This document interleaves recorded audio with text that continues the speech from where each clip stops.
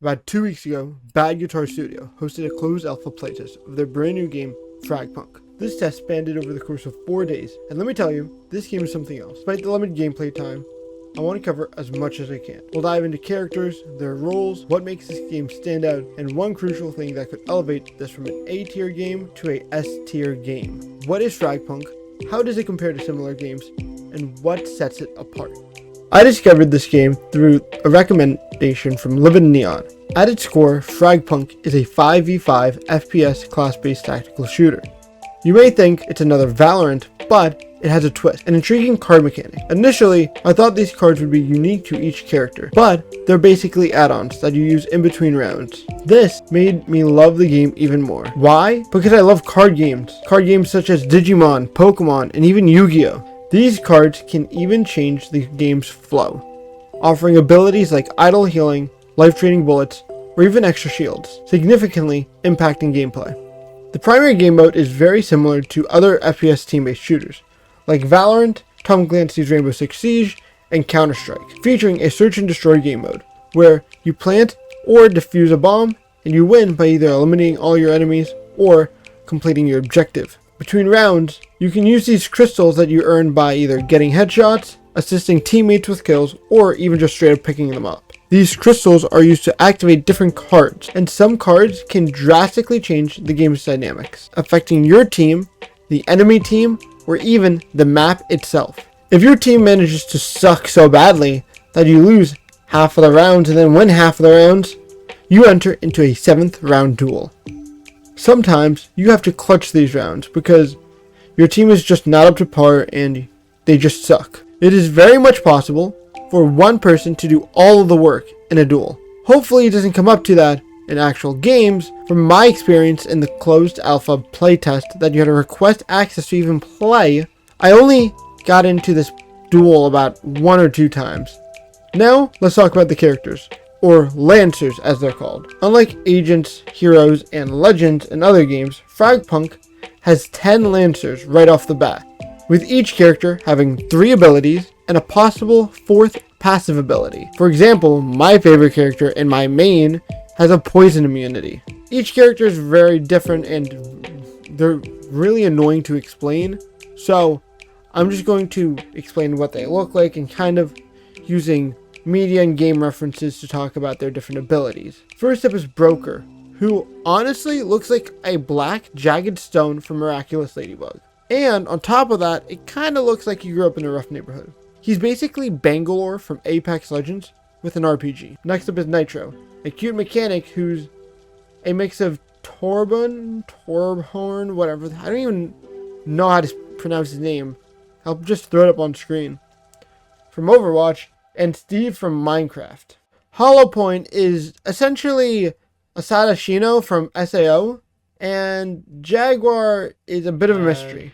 I don't really know him as I didn't really encounter him much, but all I really do know about him is that he just loves electricity. Moving on, we got Corona, which is pretty much a redesign of Phoenix from Valorant. Circuit is a sand-themed character, or as I like to call her, Sand Mommy. And then there's Pathogen, my main, who feels like the love child of Viper and Sage. Ziffer is this game's version of Wraith from Apex Legends. Kismet combines the element of Zenyatta and Kiriko and Bloodhound, but they don't heal. Finally, there's Axon, who is very similar to Octane, but instead of being focused on drugs, he's more focused on his guitar. And he's got one thing that completely irks me about this game, but I'm going to be mainly talking about that later. Some Lancers are better on defense, while others are better on offense. There are even some whose abilities are better on one map than another. What's interesting is that roles in this game are based on abilities rather than if the player is aggressive or defensive. For example, Pathogen is a passive healer, while Broker is more of an offensive character that likes to blow things up. They're complete opposites, yet they share a role. This differs from games like Valorant, where the roles are clearly defined. Like in Valorant, you have the controllers, initiators, duelists, and sentinels. Why is a super offensive character sharing trap placement with one of the most passive characters in the game? I have no idea why.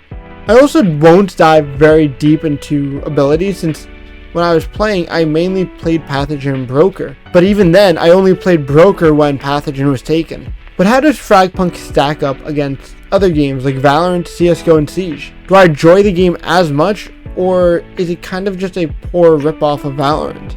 Personally, I do think this game is extraordinary. However, I do have one issue with this game. It's the movement.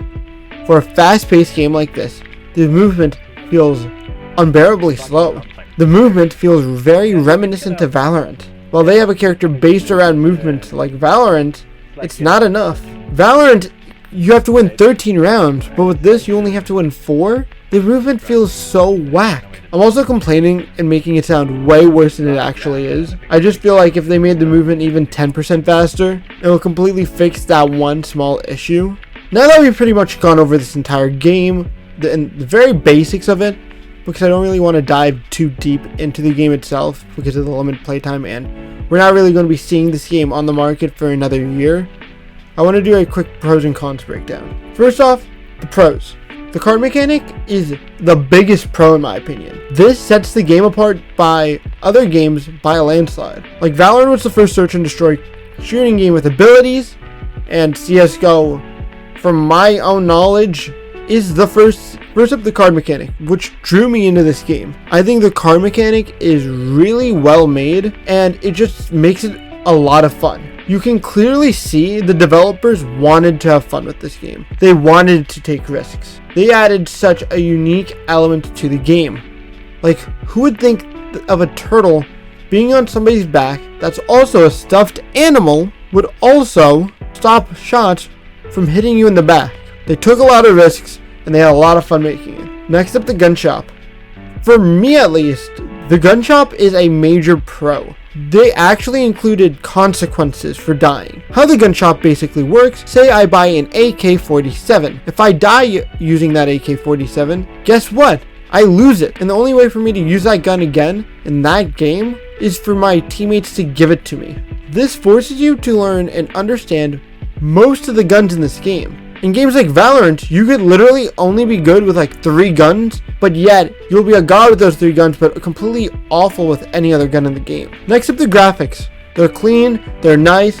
They kind of remind me of a mix of Valorant and Cyberpunk 2077. Now, let's talk about the cons. So, one of the cons is just balance. The game isn't perfectly balanced. If it was already perfectly balanced during the playtest, then I would have said, why is it being a playtest and not an actual release? The game can sometimes be very unfair. Sometimes one team can get the best cards in the game, making it way easier to win, while the other team gets the worst cards in the game, making it 10 times easier to lose. Yes, they gave us the ability to switch which card we have and reroll, but that costs a shard, so you got to get 2 shards minimum in order to re-roll and vote for the new re-rolled card. This can be extraordinarily frustrating. And then my only other issue on it is that it's team reliant. So I'm personally not a fan of team-based games, mainly because it's like I'm relying on these people to win, because if your team sucks, you're doing all the work, and if you end up winning, then you just got them a free win even though they shouldn't have won. For me at least, is annoyingly frustrating. Overall, FragPunk honestly might be my next main game when it officially releases. It has immense potential and I hope it does really well. My one hope is that it doesn't end up being a disappointment like some other games that had such successful playtests in the finals. Anyways, thank you guys so much for watching and have a good one. Peace!